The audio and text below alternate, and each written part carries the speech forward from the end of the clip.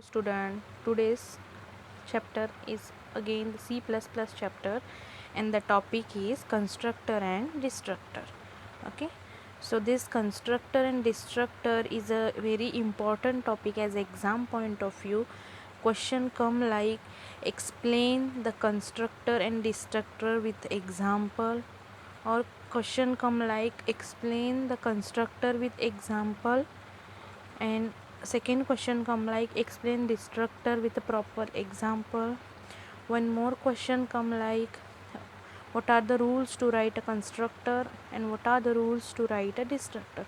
So all these topic today we are going to cover in this video, so listen carefully and understand this topic, because this topic is very important as a exam point of view, as a practical point of view, and as a viva point of view. So overall this topic is a very important topic. So very first we are going to learn the constructor. Now, as a name given constructor, it means it constructs something. What it construct? Let us see. Constructor is a special member function of a class that initialize the object of the class. Now see, the constructor is a special member function. Now why the word is given as a special member function of a class? Because the constructor name is the same as a class name. Whatever name is given to the constructor, that constructor name is same as the name of that class. That's why the constructor is called as a special member function of a class. Whenever question come like why constructor is called as a special member function, so you have to answer that the name of the constructor is same as the class name. That's why the constructor is called as a special member function of a class. Okay, now see the second point. Constructor name is the same as a class name and it doesn't have a return type. It means whenever we write any constructor, no need to write integer or void, float before the name of the constructor. Directly you are going to write the name of the constructor. See the syntax. First of all, the class is created. For example, the class is xyz, so we write a class keyword and the name of the class is xyz. Okay, let us consider this example. In this example, see xyz, in that class xyz and one more xyz function is created. That function is nothing but the constructor. Why it is a constructor? Because its name is same as a class name. Okay, so class xyz and the xyz function which have a empty or no code, it means it have no any parameter, so this is a default constructor. Okay, so in this way we are going to create the constructor. The name of the class is xyz and the name of the constructor is also xyz. Okay, now there are some rules to write a constructor. Very first rule, constructor should be same name as the class name. We see the example. In that xyz is the class name and xyz function is the constructor. Okay, so the name is same. So this is the very first important rule. That means the name should be same as a class name and declared in the public section of the class. It means whenever we write the scope of the visibility label of the class, for example private, public, protected, so in a public section only you can write the constructor of a class. Okay, and the second one is constructor are invoked automatically whenever the object is created. It means whenever you create the object of that class, for example xyz is a class name, so suppose in void main I create xyz space x, so x is nothing my object. Okay, so that whenever that object is created, automatically constructor is called. So no need to specially call the constructor, it is automatically called whenever we create the object of the class. Okay, now the third rule is constructor do not have any return type. we see in the syntax in the before example that no any return type is given, only the name of the constructor is given. Okay, constructor cannot be inherited, but from the derived class we can call the base class constructor. It means inherited means you cannot use the constructor to create the new class, but whatever new class is there, that new class can be called the base class constructor. Understand this? Okay, and the fifth one is constructor cannot be virtual. So next one is it is not possible to refer to the address of a constructor. It means address of a constructor means constructor name is the same as the class name. So if the address of the constructor is not possible.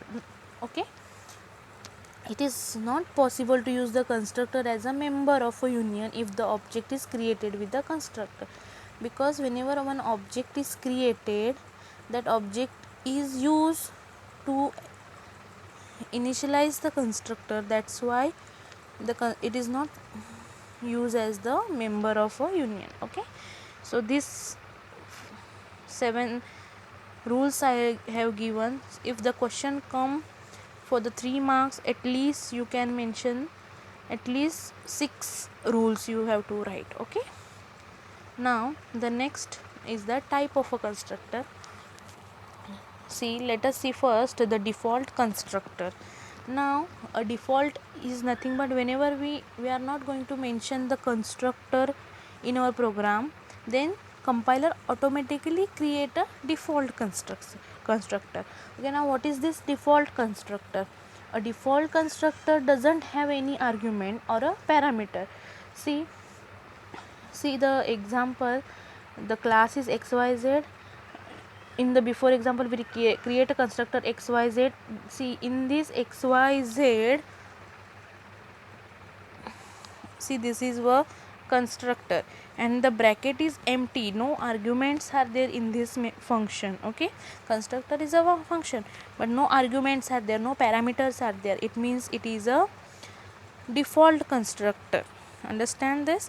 When you don't specify any constructor in the class, a default constructor with a no code or empty body would be inserted into your code by the compiler. Okay, this type of a constructor is created whenever we don't specify any constructor. Okay, understand this? So this is a object is created, xyz is the class, object is one object that we are going to create, and whenever this type of object of a class xyz is created, that time this constructor is automatically called. Okay, so understand the default constructor. Default constructor have a no parameter or a no argument. Now let us see the parameterized constructor. Okay, now it is a totally opposite of a default constructor. Now see, the parameterized constructor means what? A constructor with a parameter are known as a parameterized constructor. Okay, this type of constructor allow us to pass the argument while objects are created. Okay, so see, the same class we take xyz. The xyz here, this xyz is nothing but the constructor. Okay, and this constructor in bracket contain a 2 parameter, integer a and integer b. So this xyz constructor contain 2 parameter. Okay, that parameters are nothing but the arguments. Okay, and that argument allow us to pass the value when object create. Okay, so see, here we create a object xyz and we create a object obj and we pass the two value, that is 10 and 20. So 10 is stored in a and 20 is stored in b. Understand this? So likewise this type of a parameterized constructor are there, and with a no argument, with a no parameters, the constructor is called as a default constructor. Okay, now let us see the destructor. Now destructor is totally opposite of a constructor. We see the constructor, it means it creates some object, but destructor is used to destroy the object. Okay, so let us see, a destructor is a special member function that work just opposite of a constructor. Okay, unlike a constructor that are used to for initialization of object, destructor do what, it destroy or the delete that object. Whatever object is created in the program by the constructor, that object is destroyed by the destructor. That's why the name given is a destructor. Now how to write the destructor? So the syntax to write the destructor, see, class name is given and bracket is given, but before the class name, let us see,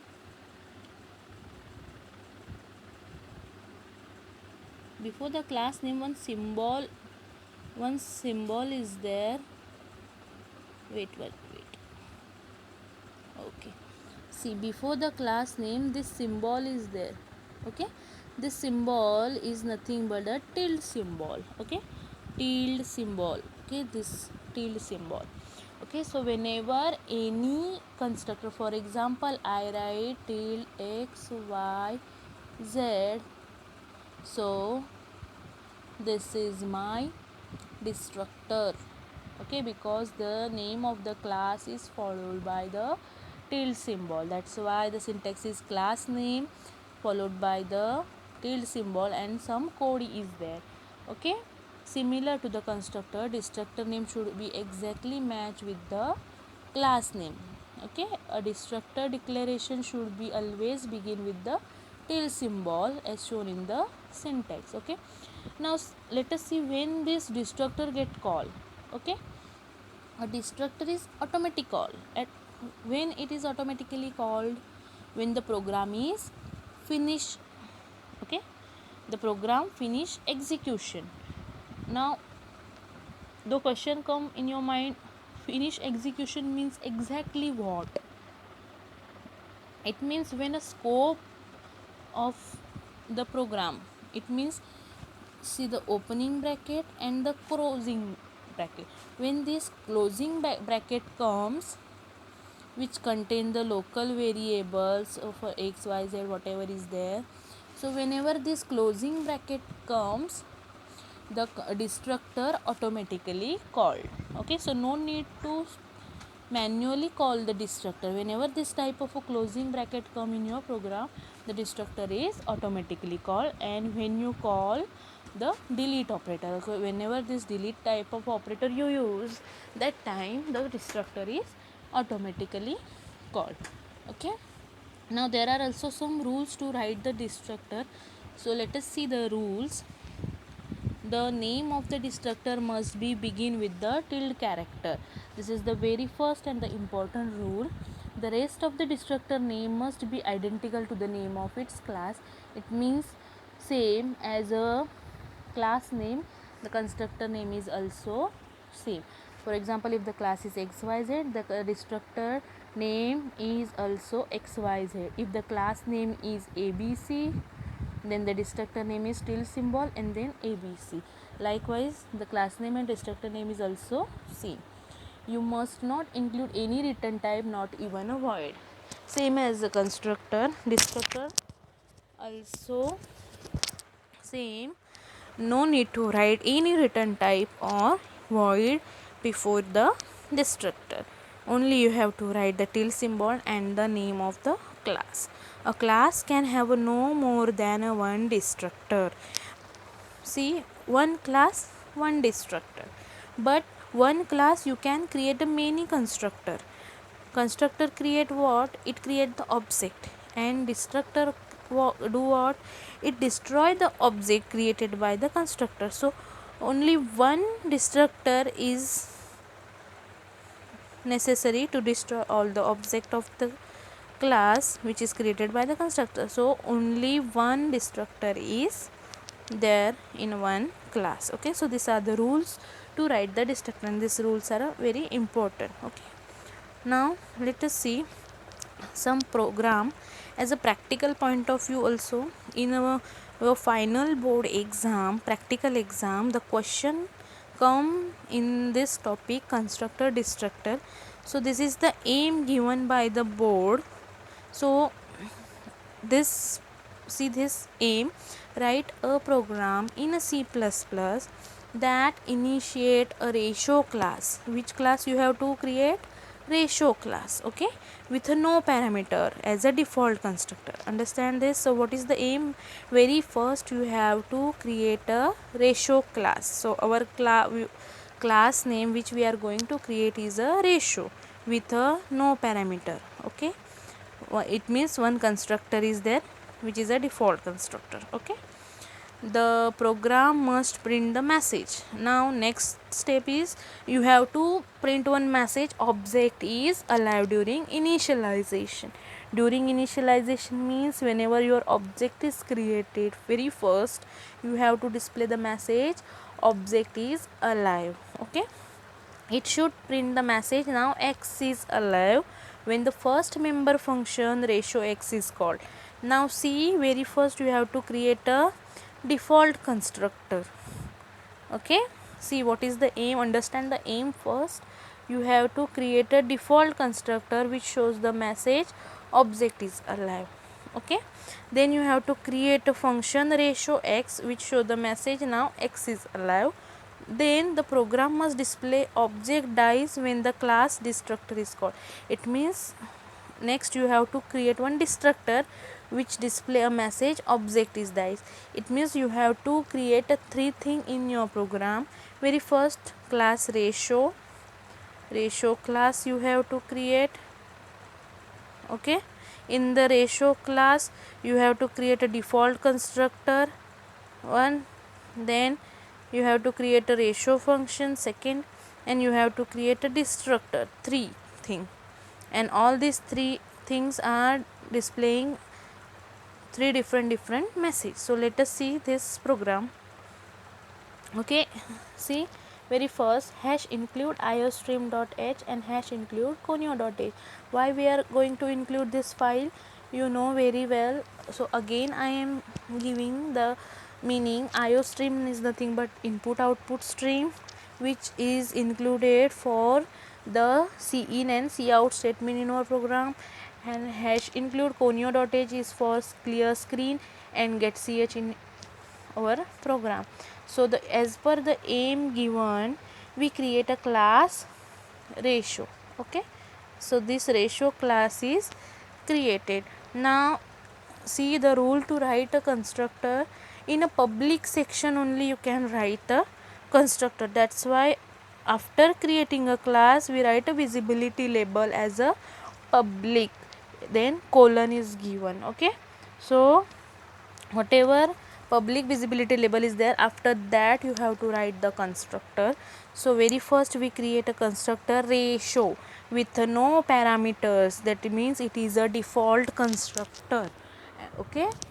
Then we create a member function ratio x which is given in the aim, okay. And then we create one destructor followed by the tilde symbol ratio, okay. So when our class is finished here, class ends with a semicolon. Understand this? Whenever any class is finished you have to give the semicolon here, okay. Now after that, see the ratio. This ratio constructor have one message that you have to print, that is a object born, right?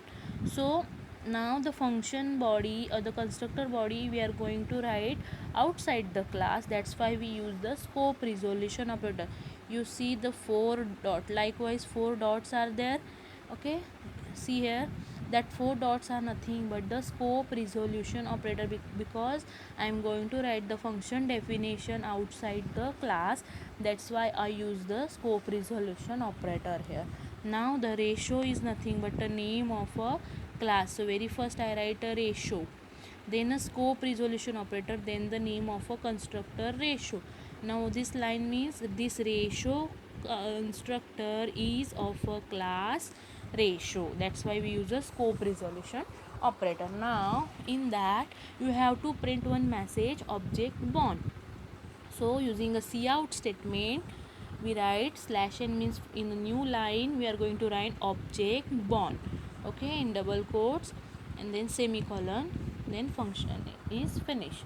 Okay, this message you have to display in first constructor. Now in the second, ratio x is a member function. Now same, you have to display a message, now x is alive. So void, see, void is given to the member function only. Ratio is a constructor and this tilde ratio is a destructor. So constructor and destruction is written without void or integer, only the member function. This ratio x is a member function, that's why it is written with a void. Okay, so here also you have to write a void, the name of a class ratio and the name of the function ratio x, and the message is written in the cout slash n. Now x is alive. Okay, now the program continue here.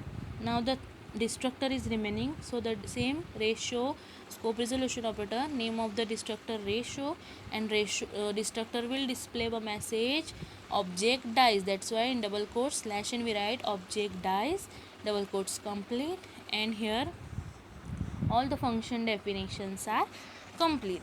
Now the main thing is in void main you are going to create the object of this class, because the object is used to access the member function of a class. Okay, so see, void main, in that one opening bracket is there.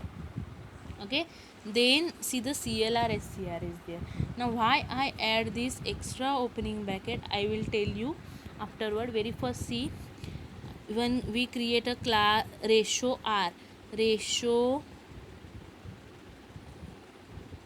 r, this r is nothing but object of a class ratio.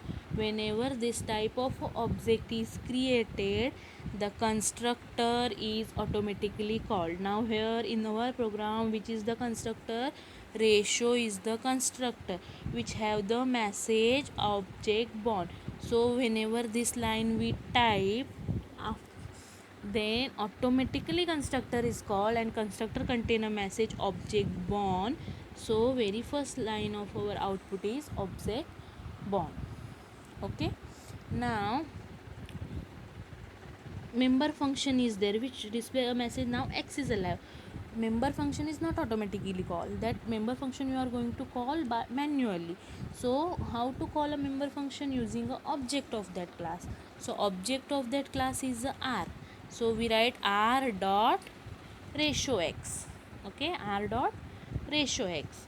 So whenever you write r dot ratio x function contain a message now x is alive, and this message is display here now x is alive in a next line. Okay, now see, the program is now at the end of the scope. Okay, it means the closing bracket is there. Okay, this scope is finished. Whenever program reaches the end of the scope, the destructor is automatically called. Okay, and destructor contain the message object dies. So this message is displayed after the x is alive. Okay, so this type of output is given by the constructor and the destructor topic. Okay, so I guess you can understand this topic very well. The constructor and the destructor. Constructor will initialize the object, okay, and destructor will destroy the object. Now see why constructor is, whenever we use the constructor, there is a need of a destructor. Any question come like in your mind, why we use the destructor? Because whenever a constructor is create object, to store that object some memory is required. Okay, so whenever the program is not in use, the object is not in use, no need to allocate that no need to memory. Okay, so to release that memory from your hard disk or your program, you need some delete option. So that delete option is given by the destructor. That's why there is a good practice to use a destructor whenever we use the constructor. Understand this, it will release the memory space which is used by that objects. So other objects or other program can use that memory space to store the variable. That's why the constructor and destructor is used. Okay, thank you.